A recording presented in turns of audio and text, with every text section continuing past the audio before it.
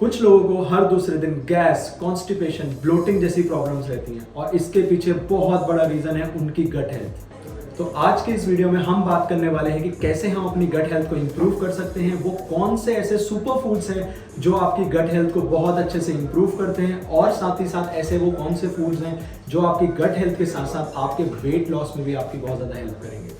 तो गाइज, मेरा नाम सुयश है और मैं चीफ ग्रोथ ऑफिसर हूँ हॉफिट में, जहाँ पे हमने दुनिया भर से लाखों लोगों को ट्रांसफॉर्म किया है। और आज इस सीरीज में हम लोग बात करेंगे कुछ ऐसी वीडियोस की या कुछ ऐसे कंटेंट की जिसको सुनकर या जिसको देखकर आप लोग अपनी बॉडी के बारे में पूरा जान जाएंगे और साथ ही साथ by the end of this series, जिसमें हम 90 वीडियोस अपलोड करने वाले हैं, आपको बॉडी की बेसिक फंक्शनैलिटी, बॉडी से रिलेटेड वो कॉमन प्रॉब्लम जो बहुत कॉमनली हम लोग फेस करते हैं और उसके प्रिवेंटिव टेक्टिक्स या फिर प्रिवेंटिव फूड्स के बारे में आप लोगों को अवेयर कराएंगे। और अगर आप भी कोई वेट मैनेजमेंट या कोई डिजीज मैनेजमेंट के लिए अपने लिए एक प्रोग्राम देख रहे हैं या मेरी टीम से चैट करना चाहते हैं तो डिस्क्रिप्शन में मैंने एक लिंक दिया है, साथ में एक व्हाट्सएप नंबर भी दिया है जहां पे आप मेरे को या मेरी टीम को रीच आउट कर सकते हैं। गुड गट हेल्थ या बैड गट हेल्थ, इसको जानने से पहले आइए जानते हैं गट एक्चुअल में है क्या और गट की इतनी इंपॉर्टेंस क्यों है। खाने का हमारे मुंह से अंदर जाने से लेके हमारी बॉडी से बाहर निकलने तक गट है। और इनफैक्ट हम जब खाना खाते हैं हमारी बॉडी में जाके जब वो खाना ब्रेक डाउन होता है, वहां से लेके इवन उसके एब्जॉर्प्शन तक और वो एनर्जी का अलग अलग जगह पे पहुंचने तक, ये सारी चीज़ों के पीछे गट रिस्पॉन्सिबल है। हमारे गट में ना अरबों खरबों माइक्रो ऑर्गेनिजम्स होते हैं जिनको हम लोग माइक्रोबायोम कहते हैं या फिर साइंटिफिक लैंग्वेज में गट माइक्रोबायोम कहते हैं। और जो माइक्रोबायोम होते हैं ना, यही रिस्पॉन्सिबल होते हैं हमारे खाने के डाइजेशन में और एब्जॉर्प्शन में। तो इनका होना, इनका हेल्दी होना हमारी बॉडी के लिए बहुत ज़रूरी है। इन अ डिफरेंट लैंग्वेज अगर मैं बहुत आसान भाषा में बात करूँ तो हमारे गट के लिए बहुत ज़रूरी है। और अगर मैं एक बहुत शॉकिंग बात बताऊं तो हम लोग गट हेल्थ को ना सबसे ज़्यादा इग्नोर करते हैं। हमारी ओवरऑल हेल्थ, हमारी स्किन, हमारी इम्यूनिटी, हमारे एनर्जी लेवल्स बॉडी में, ये सारी की सारी चीज़ें हमारी गट पे डिपेंडेंट है। अगर हमारी अच्छी गट हेल्थ होगी तो हमारा वेट मैनेजमेंट या फिर वेट लॉस या इवन वेट गेन में भी गट का एक बहुत बड़ा रोल है। तो चलिए आज जानते हैं कि खराब गट हेल्थ के ऐसे कौन कौन से साइंस हैं और या फिर ऐसे कौन कौन से साइंस हैं जो आपको बिल्कुल भी इग्नोर नहीं करने चाहिए, बिकॉज वो डायरेक्टली आपकी गट हेल्थ के बारे में बताते हैं। जिन लोगों का फ्रीक्वेंटली पेट खराब होता है ना, गैस, हार्ट बर्न, एसिडिटी, थोड़ा थोड़ा वॉमिट सा फील होना, या जिनको बार बार फ्रेश होने के लिए जाना पड़ता है, डायरिया जैसी प्रॉब्लम, ये एक डायरेक्ट साइन है आपकी खराब गट हेल्थ का। इनफैक्ट यही नहीं, अगर आपके स्किन पे बहुत ज़्यादा एक्ने आ रहे हैं, रिपीटेड एक्ने आ रहे हैं, तो वो भी एक रीज़न हो सकता है कि आपकी गट हेल्थ खराब है। कुछ लोगों को गट हेल्थ की वजह से वेट में भी प्रॉब्लम आता है, कभी कभी उनका वेट बहुत जल्दी बढ़ जाता है, बहुत frequently weight ups and downs होता है, ये भी एक सिम्टम है कि आपकी गट में कुछ प्रॉब्लम है। और यही नहीं, जिन लोगों की इम्यूनिटी बहुत वीक रहती है, जिनको ऐसे सीजनल इन्फेक्शन, कफ, कोल्ड, फीवर बहुत जल्दी जल्दी हो जाता है, ये भी एक बहुत बड़ा साइन है कि आपकी गट हेल्थ खराब है, क्योंकि हमारे गट का और हमारी इम्यूनिटी का भी एक बहुत ही ज़्यादा डायरेक्ट रिलेशनशिप है। और ऑफन ना हम लोग गट हेल्थ को ज़्यादातर मेन से रिलेट करते हैं, लेकिन आप लोगों को जान के हैरानी होगी, अगर मैं सिर्फ इंडिया की बात करूँगा तो मोर देन 60% वुमेन्स को यहाँ पे गट हेल्थ का या फिर बैड गट हेल्थ का शिकार पाया गया है। तो चलिए, जब हम अब इतना जान चुके हैं गट के बारे में और ये भी जान चुके हैं कि इतने सारे लोग गट हेल्थ से परेशान हैं या फिर बैड गट हेल्थ के शिकार हैं, तो चलिए ये भी जान लेते हैं कि ऐसा होता क्यों है या फिर हमारी गट हेल्थ खराब होती क्यों है। तो ना इसमें ना सबसे एक बहुत बड़ा रीज़न है हमारी डाइट, जिसे हम कहते हैं पुअर डाइट। आजकल के टाइम पे प्रोसेस्ड फूड, जो हमें पैक्ड फूड मिलता है, थोड़े से खराब ऑयल्स जो हम यूज़ करते हैं, बाहर का खाना ज़्यादा खा लेना, बहुत ज़्यादा ऑयली खाना खा लेना, शुगर का कंजम्पशन बहुत ज़्यादा, ये एक बहुत बड़ा रीज़न है हमारी गट हेल्थ के खराब होने का। एंड अगर मैं बात करूँ, चाहे वो यंग जनरेशन हो, चाहे वो एक बड़ी जनरेशन हो, अबव 30, अबव 40, बहुत बड़ा रीज़न है हमारा बाहर का खाना या फिर इस तरीके का प्रोसेस फूड का कंजम्पशन। बिकॉज ना आजकल बहुत सारी कॉमन बीमारियां बढ़ गई हैं, इम्यूनिटी लोगों की बहुत लो हो गई है, तो ये कोल्ड, वायरल फीवर, इन्फेक्शंस बहुत ज़्यादा बॉडी में आने लग गए हैं, बहुत कॉमनली लोग इनसे सफ़र करते हैं। तो साथ में एक और चीज़ आती है जो कि एक सेकेंड बड़ा रीज़न है आपकी गट हेल्थ खराब होने का, वो है एंटीबायोटिक।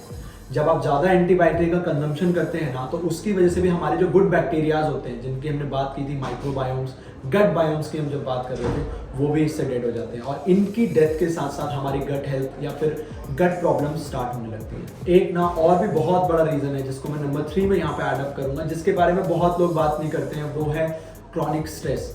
आज के टाइम पे जितना हम लोग स्ट्रेस ले रहे हैं, और आपको सुन के ये शॉकिंग होगा कि गट और स्ट्रेस ये दोनों एक दूसरे से डायरेक्टली बहुत ज़्यादा रिलेटेड है। जिन लोगों को ना बहुत ज़्यादा स्ट्रेस या फिर जिन लोगों को स्ट्रेस लेने की आदत है, टेंशन लेने की आदत है, आप उनमें बहुत कॉमन पाएंगे कि गट और एसिडिटी रिलेटेड इश्यूज बहुत ज़्यादा होते हैं। एंड इनफैक्ट यही नहीं, नंबर 4 स्लीप, रात को कम सोना, प्रॉपर स्लीप ना लेना, स्लीप को बहुत छोटे छोटे इंटरवल में कम सोना, ये भी डायरेक्टली आपकी गट हेल्थ को परेशान करता है या फिर मैं बोलूँ आपकी गट हेल्थ को डिक्लाइन करता है। एक और रीजन है जिसको नंबर 5 पे रखते हैं, ऑल्दो ये नेचुरल है लेकिन ये भी एक बहुत कॉमन रीजन है, वो है एजिंग। बढ़ती उम्र के साथ ना हमारी गट हेल्थ थोड़ी थोड़ी डिक्लाइन होने लगती है। हमारे जो गुड बैक्टीरियाज गट में होते हैं वो धीरे धीरे कम होने लगते हैं। इसलिए आपने बड़ा कॉमन देखा होगा, जब आप धीरे धीरे आपकी एज होती है या सीनियर सिटीजन से अगर हम उनसे बात करते हैं, जो खाना एक सर्टेन एज में बहुत आराम से डाइजेस्ट हो जाता था वो लेटर ऑन डाइजेशन में प्रॉब्लम देता है। बट हाँ, इसका मतलब ये नहीं कि एजिंग के साथ अपने आप बैक्टीरियाज या इन बायोम्स को वापस नहीं बढ़ा सकते।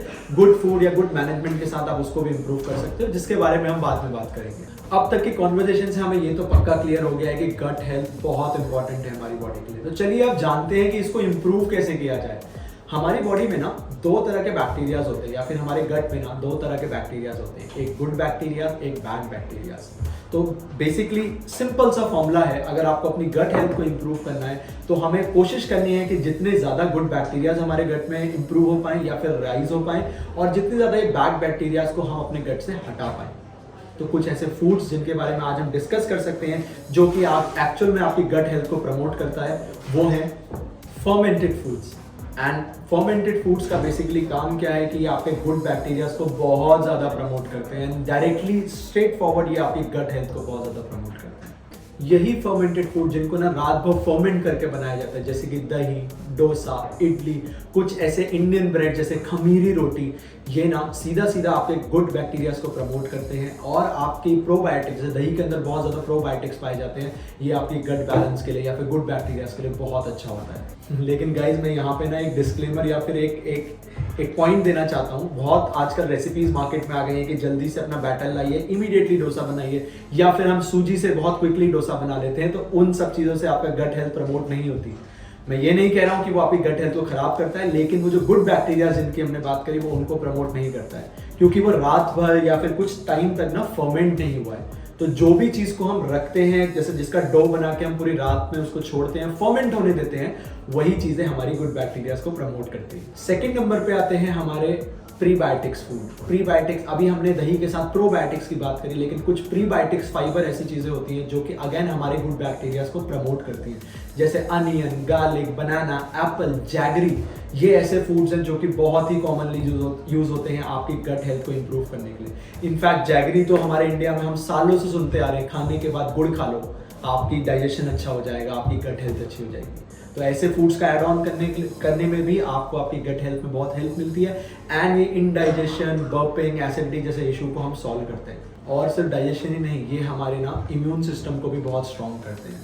तीसरे नंबर पे आप आते हैं एक और इम्पॉर्टेंट चीज़ जिसे हम कहते हैं high fibre food. High fibre food, again चाहे आप किसी डॉक्टर से पूछें, चाहे आप किसी नॉर्मल डाइटिशियन से पूछें, आपको हमेशा अगर आपको गट की प्रॉब्लम है तो वो आपको हाई फाइबर फूड्स रिकमेंड करेंगे। रीजन बीइंग ना, ये वाले फूड्स हमारी बॉवल मूवमेंट, जिसे हम कहते हैं पेट के मूवमेंट को प्रमोट करते हैं और इंटेस्टाइन से इनेबल करते हैं कि जो भी हम खा रहे हैं वो बहुत स्मूथली बॉडी से बाहर पास आउट हो जाए, यानी कि बहुत अच्छा डाइजेशन हो जाए।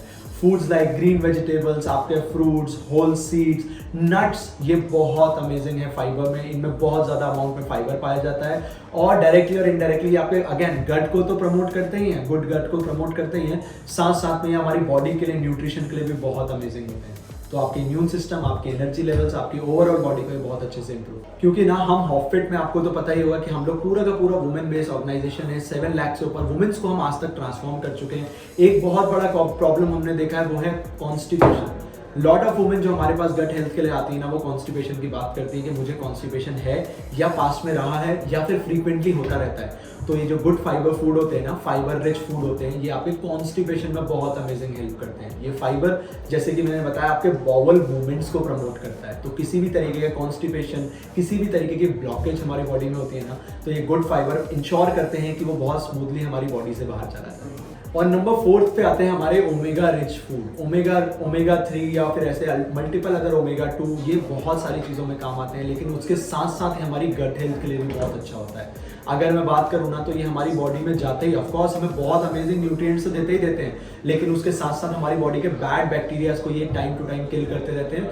और अगर इसके लॉन्गर रन में बात करूँ ना, तो ये हमारे हार्ट हेल्थ के लिए बहुत अच्छा होता है। कोलेस्ट्रॉल भी लोअर डाउन करता है, हार्ट की स्ट्रेंथ भी बढ़ाता है, इनफैक्ट और other nutritions like vitamins and minerals इनमें बहुत अमेजिंग है। और ना ये साथ ही आपकी सिर्फ हार्ट हेल्थ की नहीं, ये साथ ही साथ आपके ब्रेन फंक्शंस, आपकी मेमोरी के लिए भी बहुत अच्छा होता है। इनफैक्ट हमारे इंडिया में तो बहुत सालों से, बचपन से कहावत चली आ रही है, आई डोंट नो आपने सुनी है नहीं सुनी है, लेकिन मेरे घर में ये बहुत कॉमन चलता था कि देख वॉलनट जो है ना वो ब्रेन जैसे दिखते हैं, तो ये ब्रेन के लिए बहुत अच्छे होते हैं। जैसे कि हम लोग उस किडनी बीन्स के लिए कहते हैं कि किडनी जैसी होती है, किडनी के लिए बहुत अच्छी होती है। तो सिमिलरली ये आपके ब्रेन हेल्थ के लिए बहुत अच्छे होते हैं। नॉट जस्ट दिस, बट आपके मूड अपलिफ्टमेंट, आपके एंजाइटी डिप्रेशन का जिन लोगों को इशू होता है उन लोगों के लिए भी ये बहुत अमेजिंग है, और उनकी भी मूड, एंजाइटी, ब्रेन हेल्थ, इन सबको बहुत ज़्यादा प्रमोट कर। 5th जो बहुत ही अनसंग फैक्टर है यहाँ पे, या फिर बहुत अनसंग फूड है, वो है पॉलीफिनॉल फूड्स।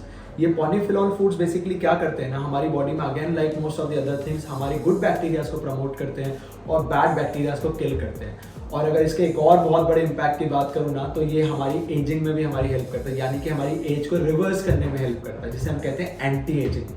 और अगर मैं बात करूँ ये कौन कौन से फूड होते हैं, तो आपकी बेरीज, मल्टीपल बेरी फैमिली से जो जो फ्रूट्स आते हैं, ये सारे पॉलीफिनॉल फूड्स होते हैं। चलो अब मैं आपके साथ ना कुछ ऐसी टेस्टी रेसिपीज शेयर करता हूँ जो आप बहुत आराम से क्विकली बना भी सकते हो, या फिर ओवरनाइट सोक करके इनको ले भी सकते हो, जो एक्चुअल में आपकी हेल्थ के लिए तो अच्छे होंगे ही होंगे, लेकिन आपके गट या फिर गुड बैक्टीरियाज के लिए भी बहुत अच्छे होंगे। ओवरनाइट सोक ओट्स, ये ना हमारी बॉडी के लिए बहुत अमेजिंग होता है। जैसे कि मैंने बताया ये फर्मेंटेड है, चाहो तो आप इसको कर्ड में फर्मेंट कर सकते हो, और इसमें ना सुबह उठ के बेरीज, बनाना, एप्पल, ये सारी चीज़ें ऐड कर सकते हो। जिन लोगों को थोड़ा मीठा खाने का शौक होता है ना, बहुत सारे लोगों को, तो वो लोग इसमें हनी भी ऐड कर सकते हैं। तो ये बहुत ही अमेजिंग, बहुत ही डिलीशियस रेसिपी है। इसमें प्री प्रोबायोटिक दोनों हैं, इसमें पॉलीफिनॉल फैक्टर भी है, तो ये हमारे गट के लिए बहुत अमेजिंग है। साउथ इंडियन डिशेस को कौन पसंद नहीं करता, तो आप ना मल्टीग्रेन इडली बना सकते हो, आप डोसा बना सकते हो, लेकिन हाँ जैसे कि मैंने बताया था, ये कुछ भी रेडी टू मेक बैटर से नहीं होने चाहिए। कुछ ऐसे बैटर्स जो आप एक रात पहले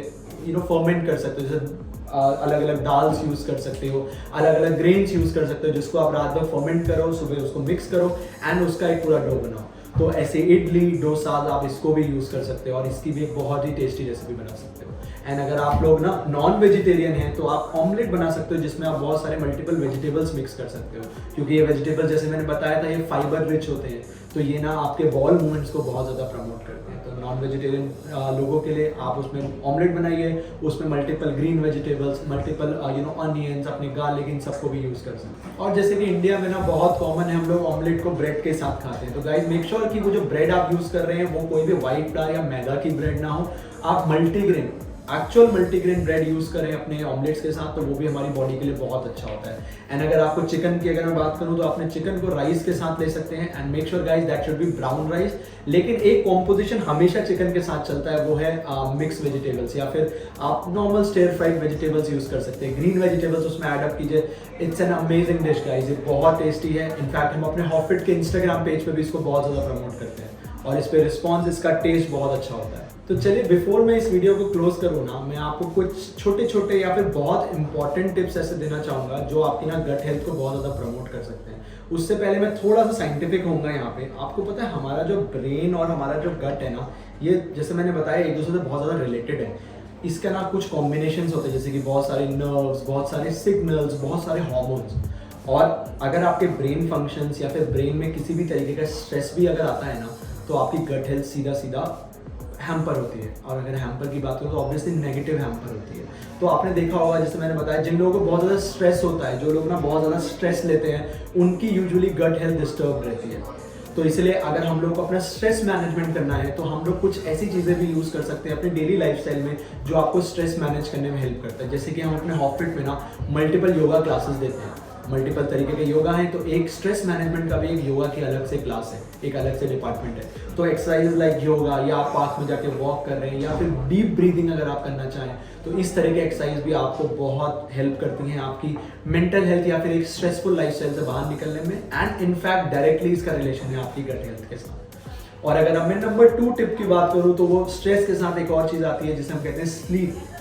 एक प्रॉपर रेस्ट ना आपकी बॉडी को बहुत ज़्यादा ज़रूरी है।